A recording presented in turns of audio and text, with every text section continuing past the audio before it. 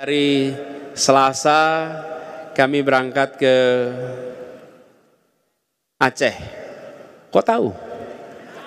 Tahu. Ya, ke Aceh. Berangkat ke Aceh.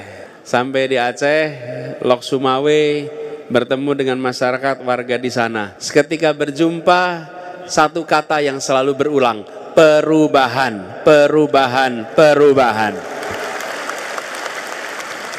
Terus kami pergi ke Sumatera Barat. Di Sumatera Barat, ke Padang, ke Bukit Tinggi. Malamnya di Bukit Tinggi, hujan. Ribuan berkumpul di lapangan. Dan rintik-rintik hujan tidak menggoyangkan mereka, tidak membubarkan mereka. Satu kata, perubahan, perubahan. Dari situ berangkat ke Sumatera Utara. Sumatera Utara kami bersilaturahmi, mampir ke 8 kota dalam 2 hari.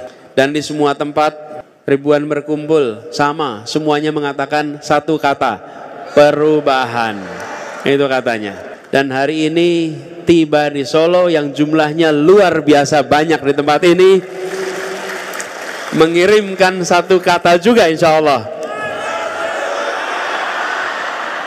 Kita menginginkan perubahan, kita menginginkan perubahan.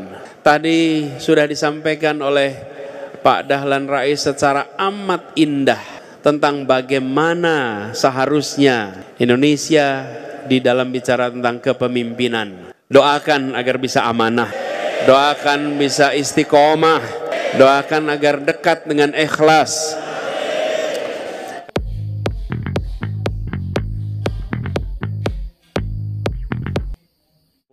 Liyudhhirahu 'ala ad-dini kullihi wa kafa billahi shahidah. Asyhadu an la ilaha illallah wa asyhadu anna Muhammadan abduhu wa rasuluh. Rabbi shrah li sadri wa yassir li amri wahlul 'uqdatan min lisani yafqahu qawli. Amma ba'du. Yang saya hormati, yang tadi baru saja memberikan sambutan sebagai penasehat Aliansi Masyarakat Madani, Bapak Dr. Andes Dahlan Rais. Semoga beliau diberikan kesehatan, panjang umur. Yang saya hormati Profesor Dr. Sofyan Anif, yang terima kasih telah memfasilitasi kita semua di sini, Pak Rektor yang saya hormati. Juga yang saya hormati Ketua AMM Profesor Dr. Muhammad Dai, Koordinator Acara Sekjen AMM Bapak Bambang Sukoco, dan juga yang tadi sudah mengantarkan acara ini dengan doa Bapak Kiai Haji Dr. Samsul Hidayat, Oke Halim, mohon maaf, Kiai Muhammad Halim. Kemudian para hadirin semua, para pejuang-pejuang menghadirkan keadilan kemajuan Indonesia, yang mohon izin namanya tidak bisa disebut satu-satu, tapi semuanya terasakan kehadiran yang penuh dengan semangat di ruangan ini. Kembali ke Solo seperti kembali ke kampung halaman sendiri nih Pak Dahlan.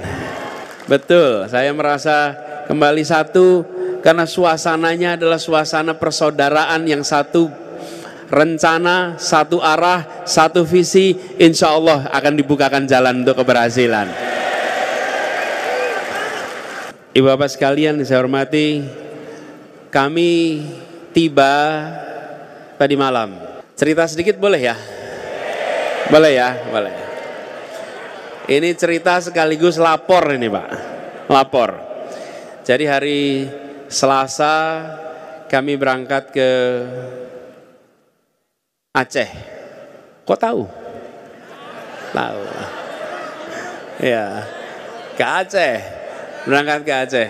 Sampai di Aceh, Lok Sumawe, bertemu dengan masyarakat warga di sana. Seketika berjumpa, satu kata yang selalu berulang, perubahan, perubahan, perubahan. Terus kami pergi ke Sumatera Barat. Di Sumatera Barat, ke Padang, ke Bukit Tinggi. Malamnya di Bukit Tinggi, hujan. Ribuan berkumpul di lapangan. Dan rintik-rintik hujan tidak menggoyangkan mereka, tidak membubarkan mereka. Satu kata, perubahan, perubahan. Dari situ berangkat ke Sumatera Utara. Sumatera Utara kami bersilaturahmi, mampir ke 8 kota dalam 2 hari. Dan di semua tempat ribuan berkumpul, sama, semuanya mengatakan satu kata, perubahan. Itu katanya. Dan hari ini tiba di Solo yang jumlahnya luar biasa banyak di tempat ini, mengirimkan satu kata juga insya Allah. Kita menginginkan perubahan, kita menginginkan perubahan. Tadi sudah disampaikan oleh Pak Dahlan Rais secara amat indah tentang bagaimana seharusnya Indonesia di dalam bicara tentang kepemimpinan. Doakan agar bisa amanah, doakan bisa istiqomah, doakan agar dekat dengan ikhlas. Karena perjuangan yang dihadapi ini tidak kecil. Tadi di dalam doanya Pak Kiai menyebutkan bahwa sempat berpikir apakah mungkinkah kapal yang dibangun ini terbentuk. Dan ketika kemarin terbentuk, mungkinkah kapal yang sudah terbentuk ini berlayar.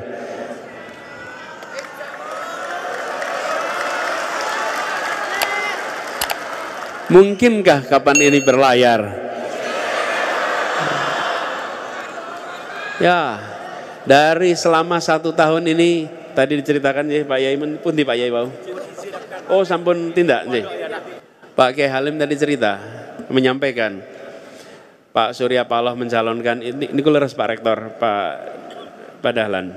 Semenjak mencalonkan tidak ada lagi tamu yang datang ke tempat beliau. Semua takut, semua menjauh. Tantangan demi tantangan itu bermunculan. Kenapa?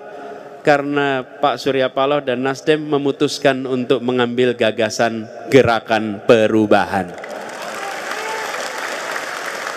Langsung berhadapan dengan tantangan yang tidak kecil. Kalau mau hidup nyaman enak, cukup duduk-duduk tenang, mengikuti rombongan hari ini, pasti nyaman. Betul tidak? Tapi Bapak sekalian, inilah ciri-ciri yang mau mengambil tanggung jawab. Kita tidak terlalu khawatir dengan apa yang ditulis wartawan, dan kita tidak terlalu khawatir apa yang ditulis oleh media sosial. Tapi kita lebih memikirkan apa yang akan ditulis para sejarawan di masa depan. Dan apa yang nanti dipertanggungjawabkan di hadapan Allah di masa yang akan datang. Jadi, mau dibolak-balik juga, monggo saja, silahkan tulis apa saja, biarkan nanti rakyat yang menentukan arah Indonesia di masa depan. Nah, 1 tahun sudah terlewati, alhamdulillah bulan yang lalu bisa mendaftarkan, dan waktu itu saya sampaikan mohon maaf bila mengecewakan mereka-mereka yang pesimis bahwa ini bisa berlayar.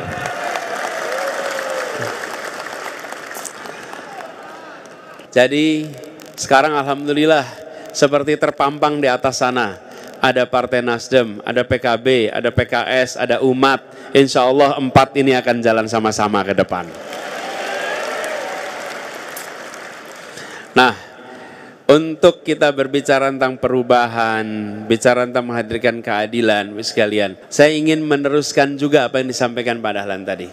Indonesia ini berwarna-warni, dan baru kira-kira seminggu yang lalu kita memperingati peristiwa Sumpah Pemuda. Apa yang luar biasa dari Sumpah Pemuda itu? Menyatakan satu tanah air itu biasa. Menyatakan satu bangsa itu normal. Tapi menyatakan satu bahasa persatuan itu membutuhkan keikhlasan yang luar biasa.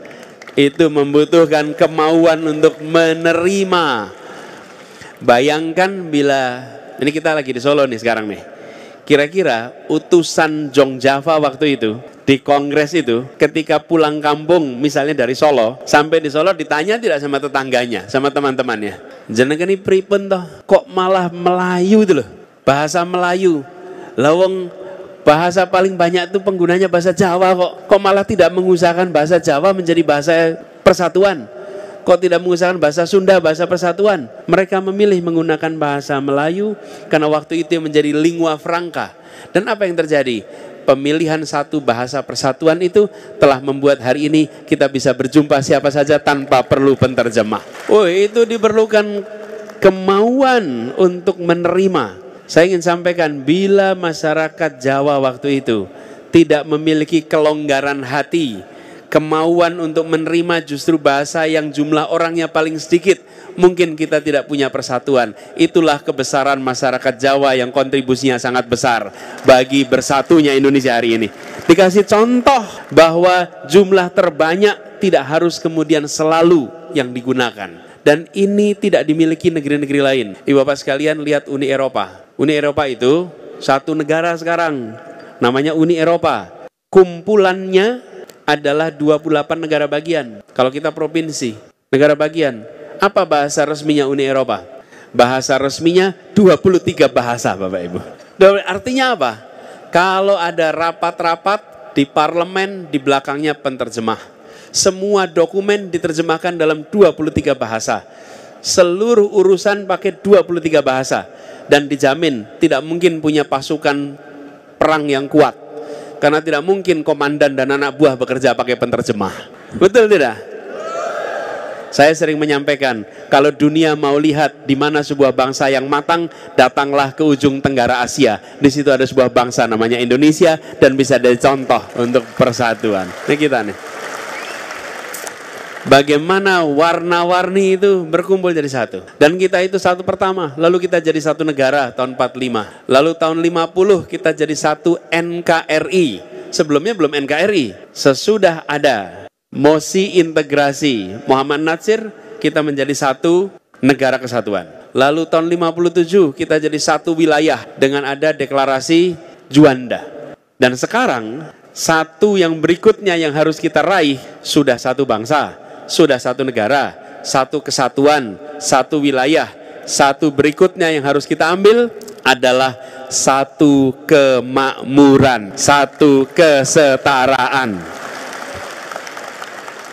Negeri yang besar ini tidak boleh timpang dalam berbagai urusan.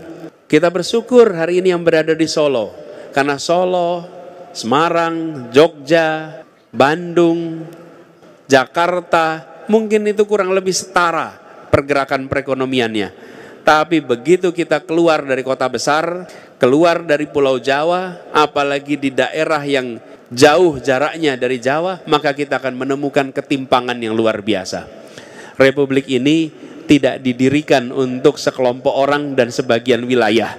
Republik ini didirikan untuk semua dan di mana saja. Kami mengalami di Jakarta, Bapak Ibu. Ketika saya mulai bertugas di Jakarta tahun 2017, kami ditunjukkan dengan kenyataan bahwa Jakarta itu adalah satu-satunya kota besar di dunia yang bagian dari kotanya itu kepulauan. 5 kota administratif, 1 kabupaten administratif pulau. Bukan satu pulau, kepulauan. 111 pulau dengan 11 pulau berpenduduk. Dan begitu datang ke tempat itu, mereka seperti bukan bagian dari ibu kota. Ketimpangannya luar biasa. Listriknya sulit, air bersihnya sulit, kebutuhan pokoknya mahal. Bahkan ketika ada yang sakit, maka sulit sekali untuk dibawa ke rumah sakit mendapatkan pelayanan. Tempat yang sangat timpang.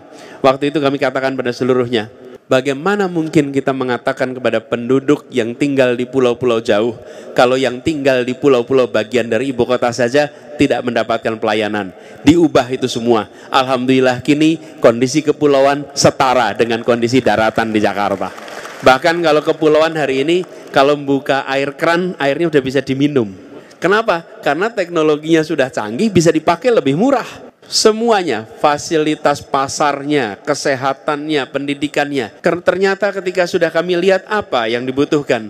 Yang dibutuhkan bukan apa-apa, kecuali kemauan dan secari kertas serta selembar tanda tangan. Jadilah perubahan itu.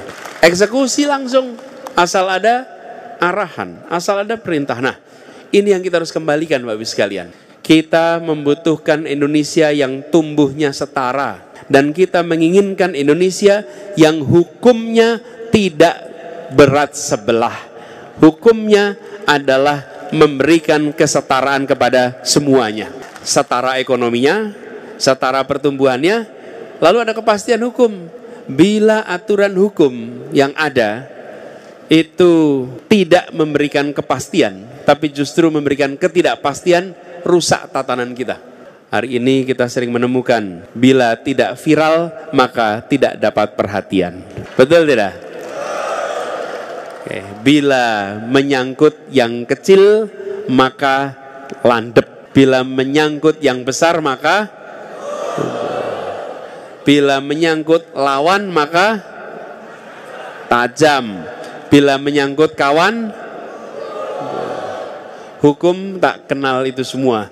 Karena itu kalau lihat lambangnya hukum itu ada seorang perempuan yang matanya diikat, ditutup. Supaya apa? Supaya dia tidak menyaksikan siapa yang sedang diadili. Tutup matanya. Lambangnya, tapi prakteknya perubahan adalah kita mengembalikan kepercayaan kepada aparat penegakan hukum di Indonesia. Perubahan artinya kita mengembalikan itu semua. Mengembalikan agar proses hukum KPK tidak boleh lagi menjadi badan yang keok. KPK harus menjadi badan yang kuat, badan yang siap untuk menghadapi semua yang melakukan korupsi.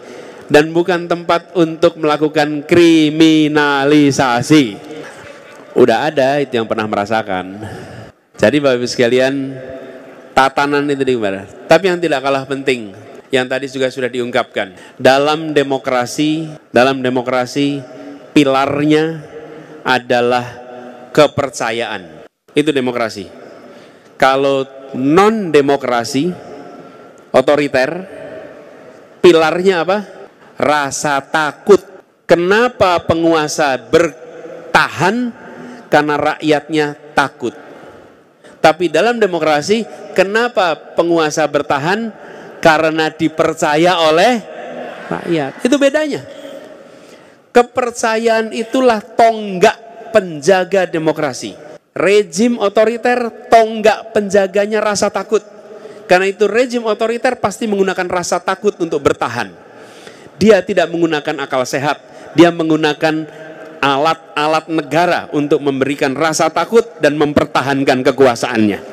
Itu buktinya banyak, bukan cuma di Indonesia. Dulu di Filipina ada namanya Marcos, pakai rasa takut. Dulu di Iran ada namanya Shah Iran, pakainya rasa takut. Ada di Mesir namanya Husni Mubarak, pakai rasa takut. Semua dengan rasa takut. Di Indonesia pernah ada 30 tahun pakai rasa takut. Tapi begitu rasa takut hilang, rejim itu bertumbangan. Tidak ada rejim pakai rasa takut yang bisa bertahan lama. Begitu rasa takut hilang, rejim bertumbangan. Jadi kalau ada yang menebarkan rasa takut, jangan biarkan rasa takut berkembang. Hadapi, karena itulah kelemahan paling utamanya. Kalau kita biarkan rasa takut berkembang, maka semua yang bertahan dengan pakai rasa takut akan makin kuat. Karena rejim ya bertahan harus pakai trust, pakai kepercayaan. Bicara kepercayaan, saya jadi ingat Jumat saya sholat Jumat di Masjid Raya di Asahan. Asahan di Sumatera Utara. Ketika sampai di sana, saya cerita sama warga di Masjid Raya itu. Saya sampai di sini ingat seorang tokoh yang dulu saya sering baca tulisannya. Namanya Muhammad Imaduddin Abdurrahim. Biasa dikenal dengan nama Bang Imad. Beliau itu nulis buku kuliah Tauhid. Saya masih kuliah di Jogja. Bang Imad datang. Dulu saya kalau pas lagi kuliah itu sering jadi panitia seksi transportasi. Kurang penting secara posisi. Yang keren itu ketua panitia, ngasih sambutan. Gitu. Kalau transportasi itu nggak terlalu penting. Tapi bagi saya itu seksi yang paling bermanfaat. Karena saya yang menjemput ke airport, saya mengantarkan ke hotel, saya yang nemani makan, saya yang nemani perjalanan, saya yang dapat interaksi paling banyak di antara semua panitia yang ada. Lah iya, kita ngilmunya sama siapa? Sama pembicaranya. Nah, waktu di jalan dengan Bang Imad saya tanya, Bang Imad, saya ini baca buku kuliah Tauhid. Tapi saya tidak membayangkan kalau Bang Imad itu ternyata insinyur listrik. Kelihatannya ulama. Tulisannya juga ulama walaupun sangat saintifik pendekatannya. Lalu beliau cerita, saya tanya, gimana ceritanya jadi insinyur listrik? Nah, terus dia cerita gini. Saya tinggal di Asahan. Kenapa nyambung dengan Asahan kemarin? Saya tinggal di Asahan. Datang Bung Hatta mau meresmikan bendungan Asahan. Dia SMA, kalau tidak kelas 2, kelas 3. Kata dia, Satu kampung itu berbondong-bondong jalan kaki untuk mendengarkan pidato Bung Hatta. Belum ada TV, belum ada sosmed, belum ada koran. Di kampung itu cuma dengar cerita, ada orang namanya Bung Hatta, orang yang ikut memerdekakan. Semua datang pengen nonton pidatonya Bung Hatta, pengen lihat wajahnya. Dan lalu Bung Hatta pidatonya Bung Hatta begini, hari ini kita meresmikan, kira-kira nih kalimatnya, hari ini kita meresmikan Bendungan Asahan. Bendungan ini dipakai untuk membangkitkan tenaga listrik.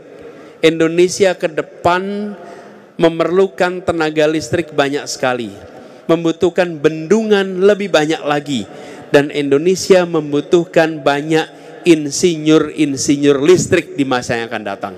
Lalu apa kata Bang Imad? Selesai acara itu, semua anak-anak pulang kampung dengan bercita-cita, kami ingin jadi insinyur listrik seperti apa kata pemimpin saya Muhammad Hatta itu. Ibu bapak sekalian, apa artinya? Apa artinya?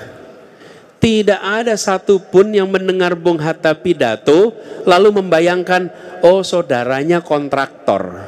Nggak ada. Tidak ada satupun, oh sponsornya Bung Hatta itu perusahaan-perusahaan pembangun waduk. Nggak ada. Oh Bung Hatta itu membicarakan soal listrik karena Bung Hatta punya kepentingan untuk dapat uang dari perusahaan-perusahaan. Tidak ada. Yang ada di kepala semua orang adalah kami mempercayai dia secara tanpa syarat, dan apa yang dia katakan kami dengarkan, kami laksanakan. Itulah yang disebut sebagai kepercayaan. Kita harus mengembalikan kepercayaan kepada pemimpin-pemimpin politik yang ada di Republik ini. Ketika pesan itu disampaikan, orang mendengar dan mengatakan, saya lakukan, saya kerjakan. Dan bagaimana perjalanan hidup begitu banyak orang mengikuti apa kata pemimpinnya. Ini yang tadi disampaikan juga oleh Pak Dahlan, bagaimana kita mengembalikan kepercayaan itu.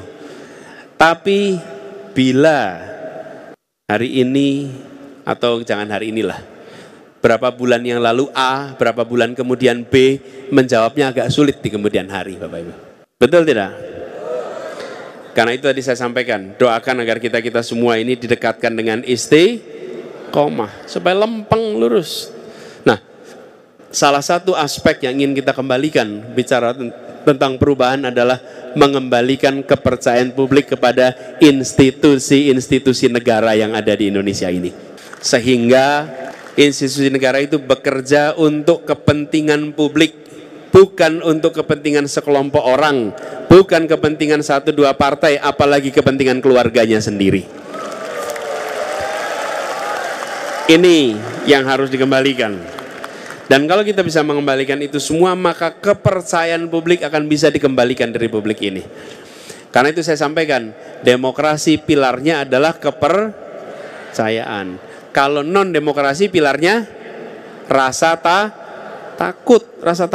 Dan rasa takut ini yang tidak boleh dibiarkan tumbuh berkembang. Karena itu Bapak Ibu sekalian yang saya sangat hormati, dalam kesempatan ini izinkan saya mengajak kepada semua bahwa melakukan perubahan itu tidak mungkin kita jalankan sendirian, dan itu harus kita kerjakan bersama-sama. Jadi ketika masuk di ruangan ini dan penuh dengan ibu bapak yang semangatnya membara, rasanya Solo pun akan menjadi bagian penting dalam perubahan ini.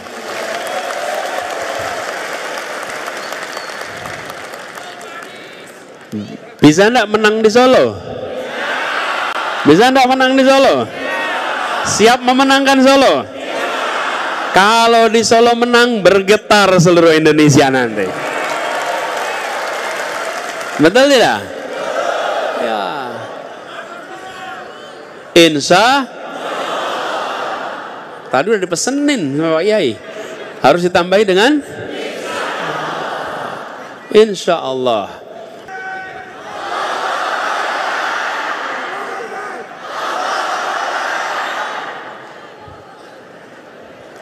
Bapak Ibu, tadi ada yang bilang asal tidak curang. Betul ya? Tapi kita udah dengar katanya mau netral.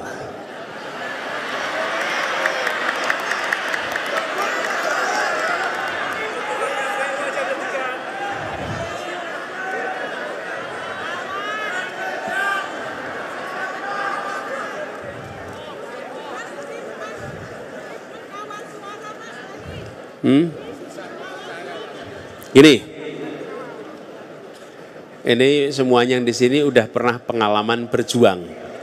Oke. Pengalaman berjuang sudah banyak nih. Sudah punya banyak dan punya pengalaman agak sakit di ujung perjuangan itu. Bener gak?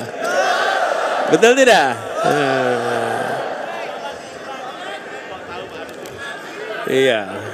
Sakitmu, sakitku. Karena itu bisa tahu kita. Tapi gini Mas sekalian, ya. Dari pengalaman kita lihat, kapan kecurangan itu bisa berdampak ketika selisihnya sedikit. Ketika selisihnya besar, maka sulit dilakukan kecurangan. Betul? Oke, siap di Solo selisihnya besar? Siap di Solo menangnya besar? Kalau menangnya besar sulit bikin curang itu. Tapi kalau menangnya ngepres, itu bisa ada barang-barang hilang di tengah jalan. Betul tidak? Nah, jadi harus jagain. Insya Allah di Solo ini, kalau sampai kita makin hari makin menguat, gerakan perubahan di Solo makin hari makin menguat. Kita menginginkan Indonesia yang lebih adil. Kita ingin tata kenegaraan yang lebih menggunakan akal sehat. Kita menginginkan aturan hukum yang benar-benar untuk keadilan, bukan untuk kekuasaan. Mengembalikan negara bukan menjadi negara kekuasaan di mana hukum di bawah kekuasaan, tapi menjadi negara hukum di mana kekuasaan di bawah hukum. Bila itu semua menjadi bagian dari gerakan di Solo ini, makin hari makin kuat, insya Allah 4 bulan lagi di sini kita bisa sujud syukur kemenangan dari Solo. Menangnya harus menang besar, menang besar, menang mutlak. Menangnya insya. Ini kalau bapak-bapak sudah jalan, apalagi ibu-ibu udah jalan, the power of ibu-ibu itu dahsyat. Betul tidak? Ya. Dan insya Allah kita akan jalankan ini semua. Kami sering sampaikan Bapak Ibu sekalian, biarlah angka survei itu menjadi kepuasan para penyelenggara survei. Biarlah kita hormati. Bagaimanapun juga mereka menyelenggarakan survei dan jadi masukan buat kita. Di sisi lain kita tahu apa yang sesungguhnya terjadi di masyarakat. Betul tidak? Dan kita merasakan sama-sama suasana keinginan perubahan yang makin hari makin membesar. Jadi saya ingin sampaikan kepada semua, waktu kita tinggal pendek sampai dengan 14 Februari. Buat semua para relawan, asal usul kita beda, nama-nama relawan beda, seragamnya beda-beda, tapi tujuannya sama. Tujuannya satu, memenangkan ikhtiar perubahan di Indonesia ini. Jadi saya ingin sampaikan kepada semua di sini, jaga stamina. Ini adalah etape terakhir sampai dengan Februari. Bila etape terakhir ini kita bisa jalankan dengan baik, menjangkau semuanya, apalagi khususnya di Solo, tanda-tanda itu harusnya sudah nampak di bulan Desember dan Januari besok. Oke? Desember, Januari sudah kelihatan. Kalau Desember, Januari kelihatan, insya Allah Februari tinggal peresmian kemenangan itu. Apalagi di sini sudah lengkap dengan basis tadi AMM yang jangkauannya luas, dan saya lihat di situ daftar nama relawannya berderet begitu banyak. Kalau menjangkau semuanya, insya Allah seluruh relawan ini akan bisa menghasilkan kemenangan yang besar untuk Solo kita.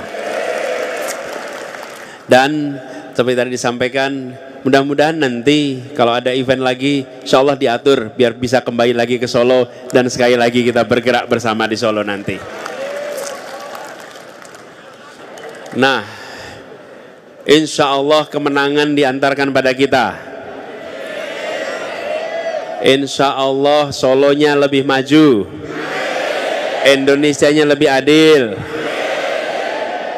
Jadi semua harapan ditutup dengan kata amin aja dulu. Betul tidak? Ini Bapak Ibu sekalian, kata amin menjadi tagline itu bukan hasil para konsultan komunikasi. Ini bukan hasil kerja konsultan komunikasi. Ini tangan Allah yang ngatur keluar kata amin itu. Karena di luar rencana. Mungkin Bapak Ibu sudah dengar prosesnya. Prosesnya itu di luar. Kami yang menjalani juga merasa sesuatu di luar kendali kita. Tapi itu tadi, wa makaru wa makarullah wallahu khairul makirin. Makar-makar ini semua tidak ada yang melebihi makar Allah. Jadi akhirnya keluar itu kata amin. Dan sekarang walaupun dilarang dimanapun juga untuk berkampanye, tapi di semua tempat ibadah semua harapan selalu ditepuk dengan amin. Baru kali ini ada amin diaminkan Bapak Ibu. Baru sekarang amin, amin, amin. Nah itu ada kejadian Pak. Saya ini di Kebumen Pak. Di Kebumen. Jadi saya ini kalau datang selalu ada Bawaslu. Pasti di sini juga ada Bawaslu. Gak apa-apa, mereka menjalankan tugasnya memonitor. Nah pas di Kebumen selesai dengan Bawaslu itu mereka mendekati, Pak Anies boleh nggak foto sama-sama? Yuk sini foto-foto. Jadi foto dengan Bawaslu itu. Selesai foto Bawaslu, saya Bapak Ibu mudah-mudahan dilancarkan menjalankan tugasnya. Amin. Mudah-mudahan tidak ada kerumitan, amin. Mudah-mudahan lancar, amin, amin. Terus mereka baru sadar, loh kok kami amin terus Pak. Bawaslu yang amin-amin, saya cuma menyampaikan harapan. Jadi itulah Bapak sekalian, kami semua tidak pernah mengira rute ini. Karena itu tadi disampaikan, Allah yang akan memberikan kekuasaan dan Allah juga akan mencabut kekuasaan.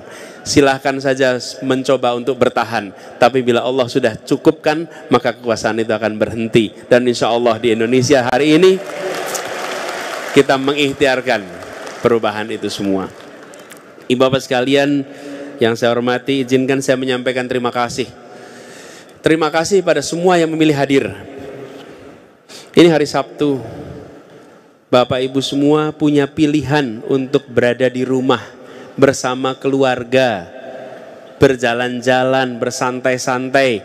Tapi ibu bapak memilih untuk hadir di auditorium ini, memilih untuk bagian dari perjuangan ini, insya Allah dicatat sebagai amal soleh jihad Bapak Ibu sekalian. Dan ini nanti bisa ibu bapak katakan, di saat Indonesia di persimpangan jalan, di tahun 2023, saya bukan bagian yang menonton di pinggir, saya bagian yang turun tangan menentukan arah Indonesia ke depan. Itulah ibu bapak semua sekalian di sini. Saya turun tangan, saya nggak nonton di samping, saya datang langsung, saya ikut memilih hadir, dan sesudah ini bergerak menjangkau semuanya. Inilah peran bersejarah. Yang kedua, saya ingin sampaikan terima kasih kepada semua yang telah menyiapkan acara ini. Kemenangan itu, keberhasilan itu kerjanya kolektif. Saat ini, pada tadi Pak Dahlan bicara, lalu saya bicara, sebelumnya dipimpin doa, kita semua mendengarkan. Memang Anies pegang mikrofon, dia suaranya didengar pada semua. Tapi sesungguhnya keberhasilan suara terdengar itu bukan karena Anies pegang mikrofon, tapi karena petugas sound system yang tidak terlihat orangnya dan tidak kita tahu lokasinya di mana. Betul tidak? Itu kalau petugas sound system matikan amplifiernya, selesai acara ini. Betul tidak? Bila petugas yang menyiapkan lampu dan AC-nya matikan AC-nya, matikan lampunya, selesai acara ini. Itulah pemilu besok, itulah pilpres besok. Ya, saya yang pegang mikrofon, tapi kemenangan ditentukan relawan-relawan yang bekerja yang tidak terlihat. Kemenangan ditentukan oleh orang-orang yang bekerja dalam partai yang tidak terlihat. Orang-orang yang menjangkau tetangga, saudara, warga yang tidak terlihat. Yang pegang mikrofon memang di depan, tapi yang menentukan berhasil sukses apa tidak adalah orang-orang yang bekerjanya tak terlihat. Mereka yang menyiapkan acara ini, kita beri tepuk tangan, yang sudah bekerja luar biasa. Pak Rektor, terima kasih. Seluruh panitia, terima kasih. Insya Allah kali ini berkumpul begitu banyak, berikutnya kita kumpul lebih banyak lagi. Kita gerakkan Solo, kita bikin Solo bergoncang dan kirimkan pesan, Solo menang, Jawa Tengah menang. Insya Allah Indonesia, insya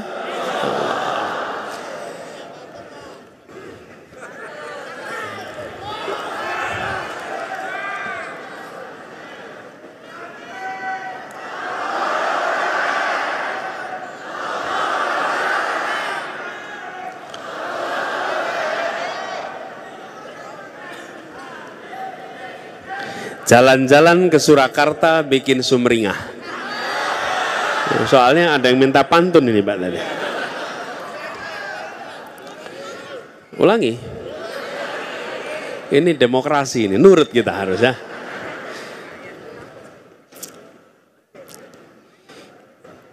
Sebentar, mikir sebentar kita.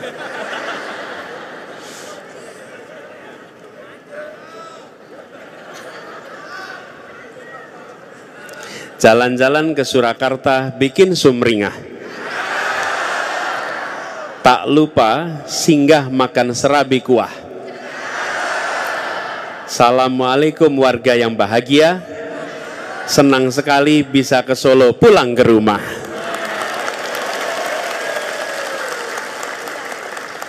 Jadi hari ini kita berjumpa, insya Allah ini pemanasan. Insya Allah kita buat sekali lagi di Solo bersama-sama, yang nanti akan kita bersama-sama mengirimkan pesan yang lebih kuat dari Solo ini. Ibu bapak sekalian, terima kasih atas kehadirannya, terima kasih atas kerjanya. Insya Allah dari tempat ini akan menular ke seluruh Solo. Kurang lebih mohon maaf. Assalamualaikum warahmatullahi wabarakatuh.